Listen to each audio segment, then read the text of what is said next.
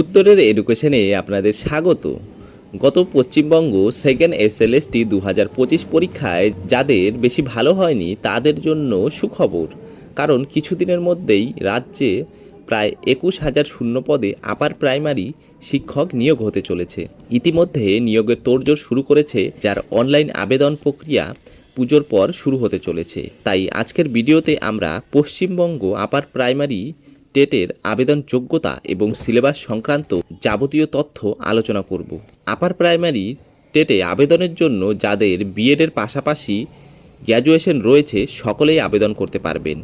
এছাড়াও যে সকল চাকরি প্রার্থীদের ডিএলএড রয়েছে এবং ডিএলএডের পাশাপাশি গ্র্যাজুয়েশন রয়েছে তারাও আবেদনযোগ্য। এবার আসুন আপার প্রাইমারি টেটের সিলেবাস সংক্রান্ত বিস্তারিত তথ্য জেনে নেওয়া যাক। আপার প্রাইমারি পরীক্ষা মূলত 3টি ধাপে অনুষ্ঠিত হতে চলেছে। সর্বপ্রথমে সেন্ট্রাল টেটের মতোই 150 নম্বরের টেট পরীক্ষা নেওয়া হবে। এই টেট পরীক্ষা কোয়ালিফাই করার পর 100 নম্বরের বিষয়ভিত্তিক পরীক্ষা নেওয়া হবে। এরপর শেষে ইন্টারভিউ এবং একাডেমিক যোগ্যতা যাচাই করা হবে। 150 নম্বরের টেট পরীক্ষায় মূলত শিশু বিকাশ ও শিশু বিজ্ঞান বিষয় থেকেই 30 নম্বরের 30টি প্রশ্ন করা হবে। বাংলা বিষয় থেকে 30 নম্বরের 30টি প্রশ্ন করা হবে।